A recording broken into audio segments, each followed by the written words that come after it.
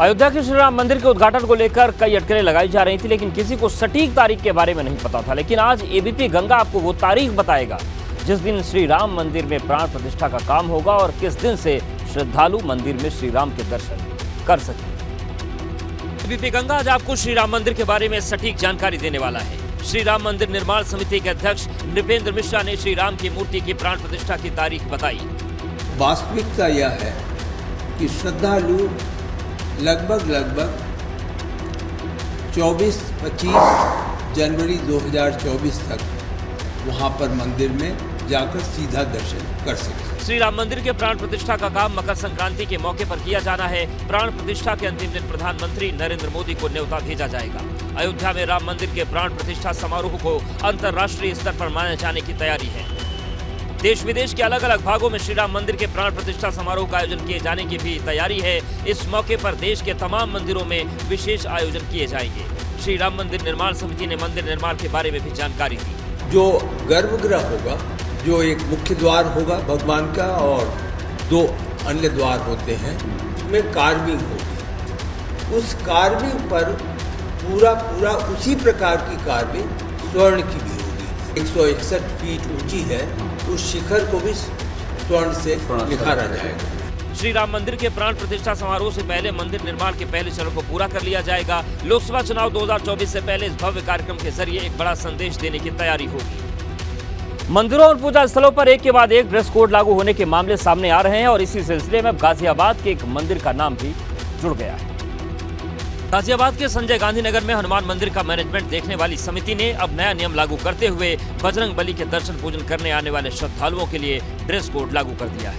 सामने ऐसे लोग बैठे पढ़ रहे हैं, भक्ति पूर्ण हैं। उस भक्ति में बैठ करके कोई आधे वस्त्रों में आता है तो व्यक्ति का मन जो है अलग डाउट चला जाता है, तो आदमी की वो भक्ति वहाँ से समाप्त हो जाती है। किस प्रकार से आपको बैठना चाहिए, सिर पे पल्लू होना चाहिए, पूर्ण वस्त्र होना चाहिए। मंदिर समिति की तरफ से मंदिर के द्वार पर एक बोर्ड लगा दिया गया जिस पर भक्तों से निवेदन करते हुए साफ साफ लिखा है कि अब मंदिर में short dress, half pant, sleeveless कपड़े और छोटे कपड़े पहनकर मंदिर में दाखिल न हो। और अब दर्शन पूजा के लिए आने वाले लोग खुद भी मंदिर समिति के फरमान का समर्थन कर रहे हैं। अब की लड़कियां हैं, थोड़ा सा कपड़े छोटे पहनते हैं, उसको समझदारी आ जाएगा तो थोड़ा समझा देंगे, बड़े सही है।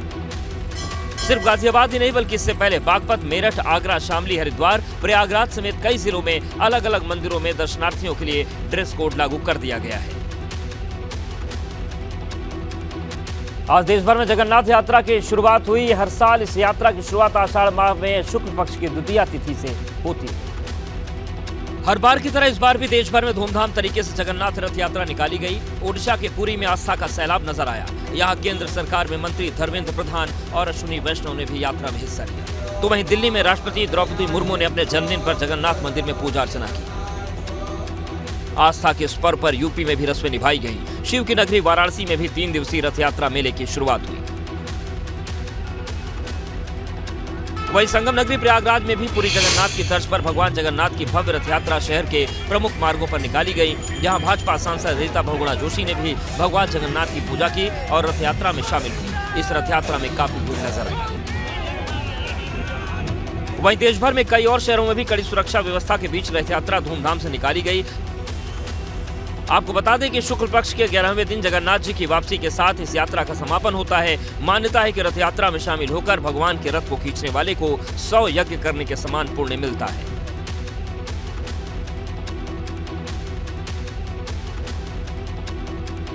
वहीं आजमगढ़ में धर्म परिवर्तन का एक मामला सामने आया जहां पर एक मुस्लिम दंपति ने इस्लाम छोड़कर हिंदू धर्म अपना लिया। माथे पर तिलक लगाए इस शख्स का नाम आबिद अंसारी और सिंदूर लगाए महिला का नाम शबनम था, जिन्होंने अब हिंदू धर्म अपना लिया है। और आबिद अंसारी अब आर्यन राजभर और उनकी पत्नी अब शबनम से खुशबू हो चुकी है, जिन्होंने अपने 4 बच्चों का नाम भी हिंदू नामकरण कर दिया।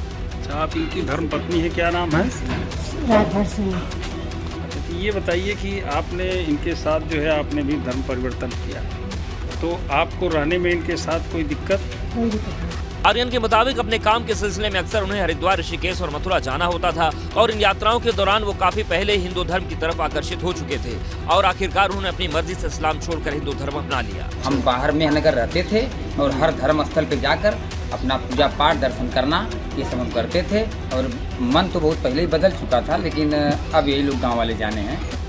आजमगढ़ जिले के जहानागंज थाना क्षेत्र के रहने वाले आबिद ने जब आर्यन बनने का फैसला किया तो कुछ लोगों ने आबिद के इस फैसले का विरोध भी किया, जिसके बाद आबिद ने घर में ही वैदिक रीति रिवाज से अनुष्ठान करके धर्मांतरण की प्रक्रिया पूरी की। यूपी के युवाओं के लिए अच्छी खबर है, क्योंकि बहुत जल्द यूपी पुलिस के इतिहास की सबसे बड़ी भर्ती होने वाली है। यूपी पुलिस में भर्ती होने का सपना देख रहे लाखों युवाओं के लिए खुशखबरी है।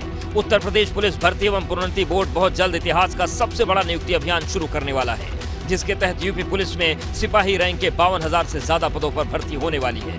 आपको बता दें कि यूपी पीआरपीबी 52,699 सिपाहियों की भर्ती करेगा। इनमें 41,811 पद सिपाही नागरिक पुलिस के लिए, जबकि 8,540 पद सिपाही पीएसी, 1,007 पद फायरमैन और 1,341 पद उत्तर प्रदेश विशेष सुरक्षा बल के लिए भरे जाएंगे।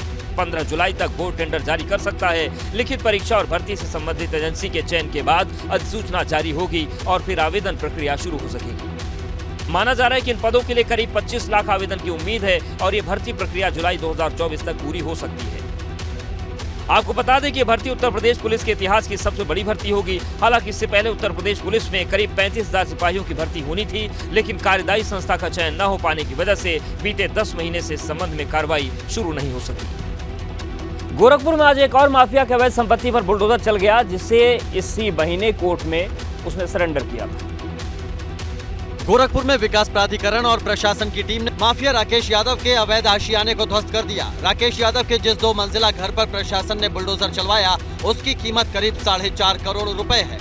7,000 स्क्वायर फीट में ये मकान बना हुआ है। 7,000 स्क्वायर फीट में बने इस मकान पर देखिए बुलडोजर चल रहा है। आगे से तस्वीरें आपको दिखाते हैं, इधर से आप तस्वीरें देख सकते हैं। और ये देखिए बुलडोजर, 2 बुलडोजर लगा है। 2,000 स्क्वायर फीट में 2 मंजिला मकान बनाया गया और 2 मंजिला मकान पर अब बुलडोजर चल रहा है। माफिया राकेश यादव ने इसी महीने की 3 तारीख को कोर्ट में सरेंडर किया था। राकेश यादव का नाम गोरखपुर के टॉप 10 माफिया में शामिल है, जिसके खिलाफ 52 से ज्यादा मुकदमे दर्ज हैं, जिसने गोरखपुर के गुलरिहा थाना क्षेत्र के झुंगिया बाजार में 2 मंजिला आलीशान मकान बनवाया था। लेकिन गैंगस्टर एक्ट में आरोपी राकेश यादव के मकान का नक्शा पास नहीं होने पर मकान को ध्वस्त करने का आदेश जारी हो गया था। ये राकेश यादव की इन्होंने निर्माण किया गया है, जिस पर प्राधिकरण से बिना मानचित्र की अनुमति करे इन्होंने 2 मंजिला निर्माण किया है। तो इसका ध्वस्तीकरण आदेश हमने 29 मई 2021 को हमने पारित किया था, जिसका आज हम क्रियान्वयन कर रहे हैं। इसके पहले जीडीए ने सरेंडर के बाद जेल में बंद माफिया अजीत शाही के अवैध कब्जों और 50,000 के इनामी बदमाश विनोद उपाध्याय के अवैध मकान पर भी बुलडोजर चला दिया था।